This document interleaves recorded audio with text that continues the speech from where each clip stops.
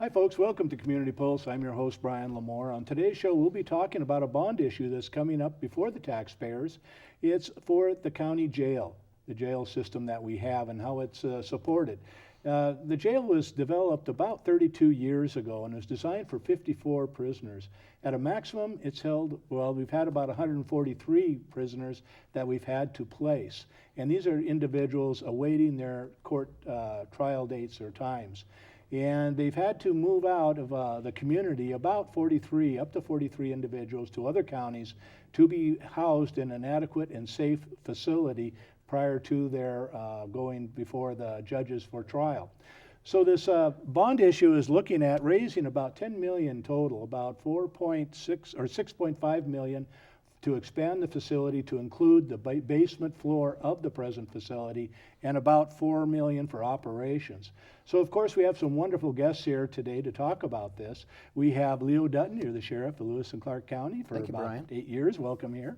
And Andy Hunthausen, you've been a county commissioner, Lewis and Clark County, for over 10 years. Welcome to the show. Thank you. And Leo Gallagher, you're our county attorney, and you've been in there for quite a while being an attorney, haven't you? So we have some wonderful experts here to talk about our jail. And Leo, let's start with you. You know, presently it's over capacity, and we have to find other facilities for our prisoners to stay in. This must be causing a lot of, problems or administrative issues for your operation, right? Correct. It not only causes administrative issues, it causes extra cost. Mm-hmm. We have money that we budget that leaves Lewis and Clark County. It doesn't come back here locally. The big thing is safety. Mm-hmm. It's not safe for the detention officers. It's not safe for inmates. When you cram people into a small space, safety becomes an issue. Mm-hmm. We were a 54-bed facility. We put 4 more in, thinking we could handle that. Then we welded some more beds in to give us 80. Mm-hmm. Doesn't go well with the space per square foot for an inmate. Yeah. But we're way over that. Brian, we've been 143 with a total of 115, as you mentioned, inside our facility. That's dangerous. Yeah. It's not acceptable. We are begging, well, maybe not we, but I am. Yeah. Please help, please. There's going to be dire consequences. Mm-hmm. We're asking to keep this in local control. If we don't do something about it, there will be someone or some agency that moves in and takes control. Right now, the voters have control by who they elect locally. Mm-hmm. But this is a dangerous situation. That one part that you mentioned, there's programs as well, and I'll let Commissioner Hunthausen talk about that. There's some answers to this, but we need this to pass, both parts of it. There's one for operations, and then the other one's for construction. Mm-hmm. And, you know, being the sheriff, you're responsible for every life in the county, and even those that are incarcerated. Can you tell us what type of individual is incarcerated? I imagine you have people there that only really need to be there, right? Well, that's one of the misnomers that are out there, Brian, is that we arrest misdemeanor weed people, or marijuana, excuse me, or people on misdemeanors. We haven't done that for a while. Chief McGee and I have agreed not to arrest on a misdemeanor charge. We've even had warrants out there, warrants for arrest, that the judges have said okay to not arresting if it's below a certain level. We're that crowded. Now that starts to erode public safety. Who we have in our facility is probably 85 to 90% pretrial, people who haven't had their trial, but they're felonies. Very few misdemeanors. Probably out of percentage-wise, they're probably, we're looking at 85 felony people, and these are dangerous people. These aren't people that have committed jaywalking 5 times in a row. These people have done an act of violence, or that, you know, drug dealing is bad. We get a lot of calls. My bosses, the citizens, call me and say, can't you do something to make our neighborhood better? Mm-hmm. These are dealing drugs around here. The place is going to pot, pun intended. Mm-hmm. Yeah.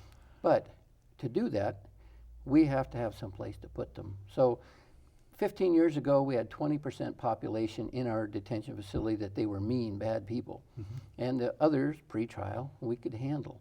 That's changed now. We have 80% now that are violent and bad, and the 20% light. So times are changing, and we need help. Yeah, and the 80% that are violent and bad, you can't really probably have them in a general population. You have to, probably takes more supervision, which is It staffing. does take more supervision, but the problem is we only have general population. We don't have a choice. Yeah. We don't have any room for administrative segregation. When somebody acts out violently, we have to use one of our protective custody cells, and when somebody comes in with a mental health crisis who's committed a crime, Yeah. we don't have any room for them, or we'll have to move them, and it is not safe. Yeah, it's not safe for them or the individuals that are working at the jail. Now, you know, a lot of people think jail and prison, that the people are in there for a definite time once they've been sentenced. But that's not the operation you run, is it? No, this is a detention facility, and they're waiting for a trial. We have very few, well, we do have some Department of Corrections, but they're waiting for a bed. Yeah. But the vast amount that we have are pretrial, and we're working on that. Yeah. And can you maybe tell us what the operation is? I mean, how many individuals are staffed there to administer this detention center population? And then how much would the new facility, how would that change? Currently, we have 25 detention officers. Each post, when you're running a 24/7 program, being 24/7, 365, requires 5 people. Right now, we have 25 for 115 inmates, of which we don't have the space for. Yeah. But that's how you figured each post is supposed to be 5 people. We're understaffed currently. If the new bond goes through, we'll use the top floor, the middle floor, and the basement floor. It will add approximately probably another 10 to 15. No, not quite double, but for the amount of posts that we have and safety security of the inmates, and to be able to move them around effectively, we'll need to increase staff, and that's what that bond does cover. For operations. And Leo, you know, we've been talking about the expansion or the need for prisons, for detention center space for these individuals awaiting trial. I imagine over the years you've just seen an expansion of need or demand for your services, right? Well, sure, I can. Before we started, I mentioned that I've been county attorney since 2001. For about 5 years in my career, I served as a deputy county attorney. Before that, I was a defense lawyer, so I have about half and half in my career. Yeah. I can recall when in the 70s we would file in this county maybe 50 felony cases in a year, and that was in 78. And then in 85, when the jail came on, we were lucky if we got much above that. So you typically had that sort of a number.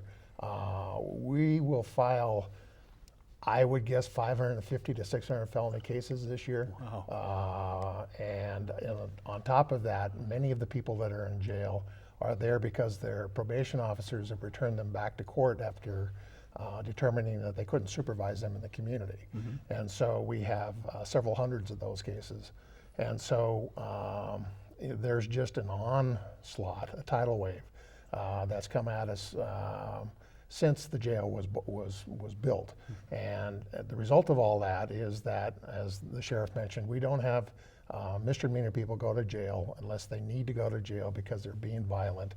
And we have certain sorts of cases like a DUI or partner family member assault where there's a mandatory day to 30 days in jail. And those people, because the law requires it, need to go to jail. But generally at sentencing, we do house arrests. So people just don't go to jail anymore unless it's a felony. And that's the result of that is that we have lots and lots of bond hearings to try to boil down who can be released and under what conditions and under what circumstances to try to prevent them from hurting somebody else or themselves or from taking off and so and hurting somebody else in another community.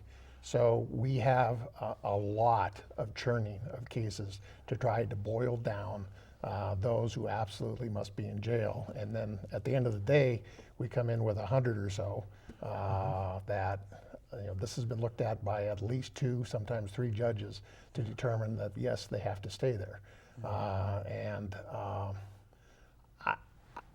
Some of them are there because the Department of Corrections, I don't know, 30 or 40 maybe, are there because the Department of Corrections, they're inmates with the Department of Corrections, but the state prison system doesn't have a bed for them. So we can't let them go until there's a bed for them in the state system. And so there's this bottleneck once we get done with a case, trying to get them down the road to a state bed. And so we're in a real vice here. Yeah. And from what I'm hearing is that, you have a big demand to address the cases, but then you got to spend some time figuring out where do they go? And you imagine you work with Leo a lot, saying, how full is the facility and who do we keep? Right. And so that's the second part of this bond, the operational levy, and it's less than we asked for in 2015. The hope is that we've had lots of community involvement, and people want to try to deal with the recidivism problem in our community. I think it's unlikely that the state's going to come in with a host of new money and programs to try to deal with people that could be better served in the community, not in a jail cell, but in our community if we had the places to treat them in the community, or to try to work with our jail to try to have a discharge plan, either at sentencing or pretrial, to divert them into programs in the community. Chemical dependency, mental health are the two that come to the top. Housing's a huge problem, and I think the second piece, the second ask that we're asking is for not only for money to staff the jail, but also to develop these programs, which the people of our community have told us over and over again. We need better mental health systems, better chemical dependency systems, better educational system, better housing opportunities. And so that's what we hope to accomplish with the second ask on this levy. Okay, and Andy, we're talking about programs. Can you tell us the program aspect of this bond? How will what are the problems that it will address, and how will they effectively do that? Great. Well, Brian, first, thanks for having us sure. here. And I just want to say I appreciate these two men very much. They have really hard jobs, and they have overwhelming jobs at this time, and they and their staff are doing a really good job, and it's difficult. So just at the outset of this, just a comment about this whole thing. And we are overwhelmed. Our system is overwhelmed, and we have to do something. And none of us want to be at this table. None of us want to be asking the community for a bunch of new money or a new facility or whatever. But it's something we have to do, and we've been put in these jobs by the community to ask the hard questions, solve the problems, and those kinds of things. So we have to solve this not only space issue, but some system reform, and that's where these programs come into play. That I think we do well with what we have currently, but we need to do more. And part of that is this levy asks for money to help with the pretrial services program, where those folks that engage the system, we evaluate them within the first 24 hours, and if they are not a flight risk nor a danger to the community, we might be able to serve those people or supervise them in the community while they wait their trial instead of in jail. And so we're going to work with the judges and these folks to try and make that happen. So that'll be one of the programs, and that's going to be really important. We're going to have a jail therapist and a case manager in there, so that we try to eliminate those folks living with severe mental illness from being in the facility as much as possible. Sometimes they might need to be, but we want to try and get them in the best place that we can for their needs and try and get them treatment. As well, we want to try and prevent people from coming into the system. So the more we can work with our crisis system in the community, our mental health crisis system, as well as our systems of care from early childhood on through the schools, to try and help break those chains. We see a lot of the same names coming to the facility, and my dad was here, my grandpa was here, my uncle was here, those kinds of things. Sometimes they're in there at the same time. So we really want to try and break those chains and do some preventative things in the community to try and stop them from coming in the first place. And then one other thing is when people leave our facility, often they are, well, your time is done, it's time to go, see you later. And everyone's coming back to the community. Nearly everyone in this facility is coming back to the community at some point. So are we going to send them back? Are we going to try and connect them with community services, try to help them with the discharge plan, try to help them with everything from, as Leo said, everything from housing to transportation to mental health needs, addiction needs, those kinds of things. And then I think one other thing, and Leo Gallagher, our county attorney, will be one of the main cogs in this, and that is trying to help make the system as efficient as we can. It's supposed to be messy, as he said before. It's supposed to be messy in terms of, we don't want to violate anyone's rights. We want them to have their day in court. But we also want to try and get people through the system as quickly as possible and try and shorten those bed days.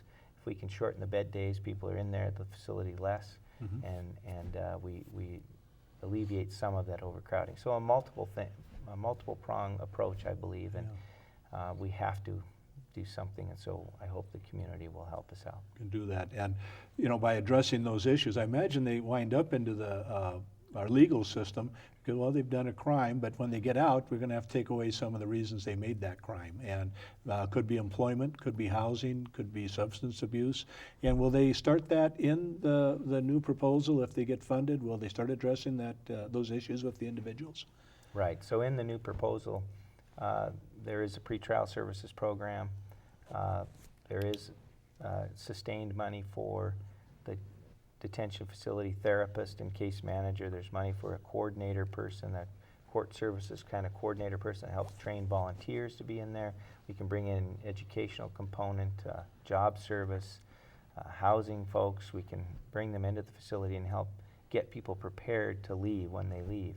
If addiction is an issue, it doesn't make any sense to hold an addicted person and just let them go. They're going to go right back to their drug if we don't address the addiction. So as Leo said, we lack in some ways in our communities those services, but we'll try to work with our community to build those services as well to connect people to them as they leave and give them the best chance of not coming back. Right. We can't guarantee it, but we want to try and do those things that give them the best shot at breaking their cycle of reoffending, and hopefully they won't come back. Become good citizens, get a job, and be a taxpayer. Right, that would be the best. And we, may I mention, Sure. we have tried and are doing all sorts of things to try to keep our population down.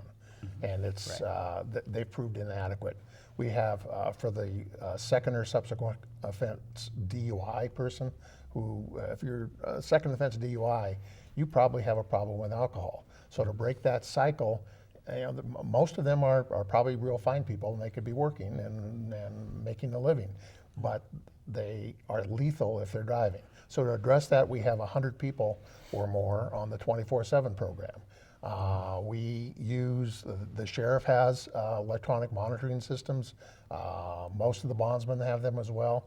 And so we have electronic monitoring systems which help us GPS a person, help us determine if they're using alcohol inappropriately. We have random drug testing. We work actively with our community mental health system to try to get people out of jail. 30–40% of the people in jail have a treatable mental illness.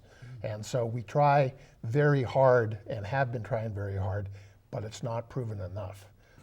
We need more programs, we need more beds. To best address that. And Leo Dutton, what happens if this doesn't pass, like our last bond levy for a new jail? That's a great question. One of the things that I thought of before I answer that question is the sheriff or the county attorney or the commissioner are not responsible for all those people in that detention center. The judges tell me who goes there, who gets out.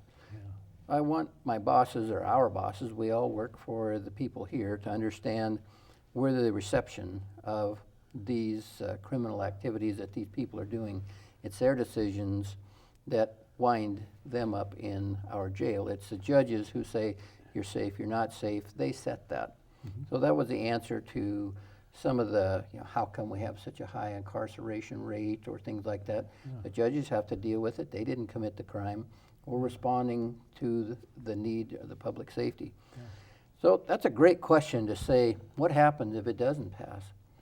So far, and I keep mentioning this, so far, the ACLU has been a understanding entity, that they're concerned about the same things that those of us sitting here at the table are concerned about.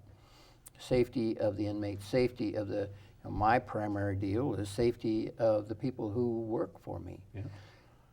They are going to take a dim view if this doesn't pass, because what they're saying is, you won't fix it. So here are things that could happen. because they've happened in Idaho. They've happened in other places, that the ACLU files suit and sues us. And for the most part of the one sheriff that I talked to that did get sued in Idaho, it was $100,000 right off the top. Yeah. Followed by they seek an injunction. If it's not safe, then should we be operating it? Instead of $250,000 spending outside, that money never comes back, it's going to cost way more. Also, right now, the citizens of this county control that jail because we're elected. All three of us here are elected. The judges are elected. They control that because they can approach that elected official.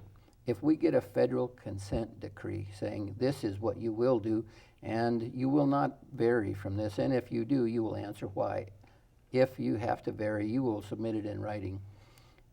Our bosses, the citizens, lose control under that scenario. We don't control it. They don't control it.